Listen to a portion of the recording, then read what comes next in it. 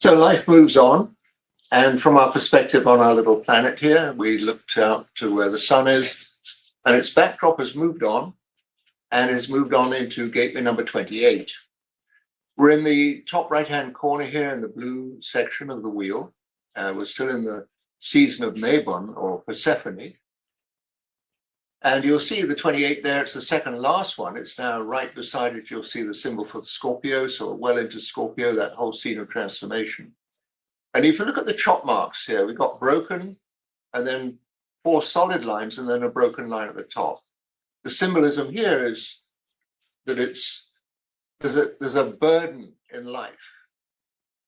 The traditional translation is preponderance of the great, which basically means, there's a challenge. Can you move through the challenge? And in human design, we call it the game player, as though life itself is a game. How do we play the game? If you look at the 28, it's one of these gateways, these 7 gateways in the spleen center, and the spleen center has everything to do with our health and well-being. It also is our sensibilities, and the 28 is very much in the stream of intuition and the sound quality of the world around us. That little tap on the shoulder, all of a sudden you realize that something's changing in the frequencies around you. It's also the transition point between life and death. And so the 28 in its low form can be this paralysis that comes about with the fear of death. Of course, fear, F-E-A-R, false evidence appearing real. I mean, we're all going to die one day, but, unless death is right in your face, then the 28, it reminds us, there's a quality to life. If you're going to be in a body and you're going to be alive, then live it to the max. Be the game player. Take it on. Wrestle with life if you need to, but dance with life as well. So in a sense, I always see the 28 as the gateway, the potential of celebration, that life is a celebration. We forget it very easily. We think, the circumstances are so heavy. But the thing of it is, we've got this design, we've got this life, we've got the circumstances. And the 28 is in individual circuitry. It's all about making transitions or transformations in one life, just taking on the challenge. So in its place in the wheel, of course, what is exactly opposite on the wheel, where the Earth resides at this time, is in the 27. And the 27 has solid, and then 4 broken lines and solid at the top. It's exact opposite, yin yang. And this is the symbol of the open mouth. It's the gateway of nourishment. So on the one side, gateway of celebrating life, playing life to the max. Life is a game. And on the other side, how do you nourish yourself? To play this game, to play within this game. And then we look at the unconscious sun. We're in the 31, which is the voice, throat gate of influence, the influencing voice of a logical way of going about things. Very powerful voice. If you've got the 31 in your design, you'll know people want to hear what you have to say, so make it count. And then the unconscious earth is in the 41, this gateway of imagination. Or we might say the start codon, right? The start codon, where everything begins.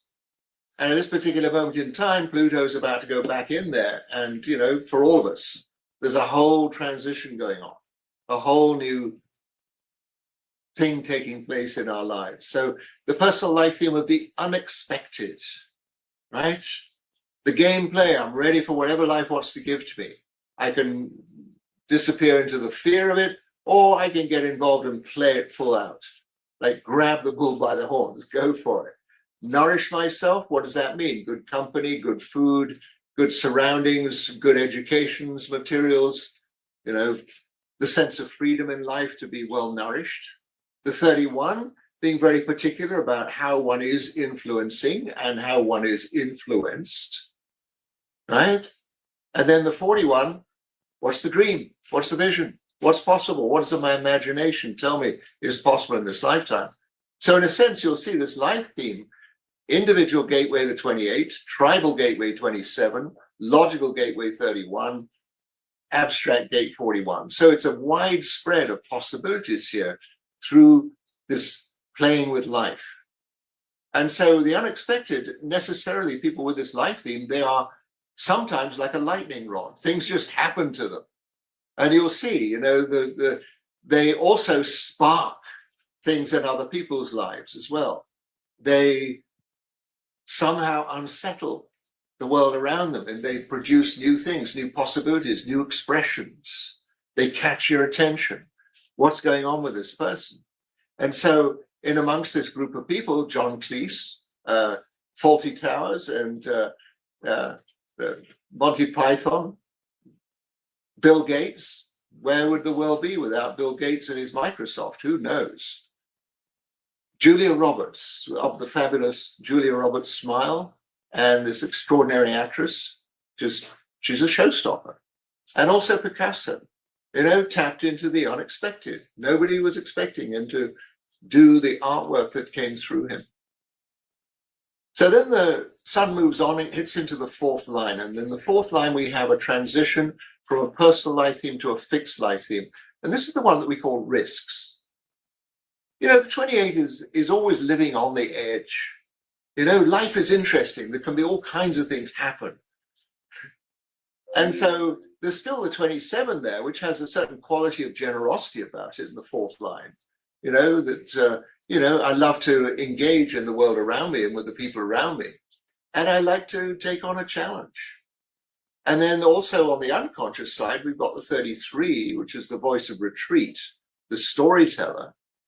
And on the other side, we've got the 19, the gateway called approach. And these 33 and the 19 are both directional gates. The 33 drawing in to wrap up a circumstance, an experience, and what's the moral or the story behind it. And the 19 reaching out, what is it that people really need here? Right? What's needed in this situation? So this very fixed life theme of risks. People with this life theme, they take a challenge. They will jump into something. They'll be a great storyteller. They'll be able to deliver the story in all kinds of different ways. And the person that comes to mind who has this particular fixed life theme, Richard Dreyfuss. You ever watched any of his movies? It's like you're captivated. What's he going to do next? Yeah, he's right on the edge, right? And so then sun moves on and we get into the fifth and sixth lines with this 28th hexagram. And, now we're kind of seeing the fifth line has this kind of leadership guide quality about it. The sixth line has this kind of wisdom about it. They overseeing everything that's possible. And at the same time, the 27 in the fifth line is really recognizing, what is nourishing in life? How do people get nourished? And the 28 with the 6 is to see who benefits from being nourished properly. How do we provide for people? And at the same time, we got the 33 and the 19. And this is the interpersonal life theme of alignment. People with this life theme, they bring things into alignment. They bring people's lives into an uprising possibility where things come into a smooth transition. And it doesn't mean to say it's dead easy doing this. The 28 is playing in all kinds of different realms. And it's, necessarily it's on the edge. Am I going to make it or not? It's a lifetime, it's a challenge. The preponderance of the great, this potential burden, the lake, the tui, the solid broken on the top. And on top of the forest, and you're trying to find your way through, trying to find your growth through it all. And so people with this life theme, their whole life, in a sense, is about bringing alignment, drawing things together, bringing different qualities of life together. Again, the 28 is in the individual circuitry, 27 tribal. The 33 is in the abstract, and the 19 is also in the tribal. So it's very much involved with people and circumstances. And bottom line, what do people really need?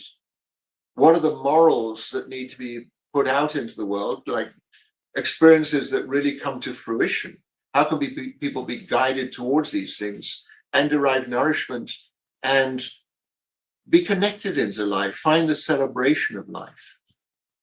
People with this particular life theme, Diego Maradona, if you ever followed soccer, this guy, the hand of God when he beat England in the World Cup, it's like, but an extraordinary soccer player and quite a character in life as well, helping people come to terms with their life and find the joy in life, find the possibility of celebration. Gracie Slick, of Jefferson Airplane. You know, an unbelievable actress, artist, and musician, and really brought about a revolution in understanding music and art forms in the early days of rock and roll movement, if you will. John Adams, one of the presidents in America, who literally kind of went against a lot of other people and their kind of fixed ways of seeing life, so that the law could stand in its own right, that he would literally draw things together, quite opposed by a lot of people around him, but so that it aligned with what he saw was a right way of proceeding in life. So very much transitional people, transformational people with this particular life theme. The 192 life themes are all in this book of destinies. There's one for everybody on this planet. It is the story of humanity in a very particular light through human design. And all of these books, these human design trilogy, available Amazon and other places. So there we are, gate 28, the game player. Life is a game, life is a transition. It's the transition between life and death. You know, on another level, the 28 is the remembrance of other lifetimes, you know, going through the veil into other terms. But there it is. It's a fascinating gateway and everything to play for.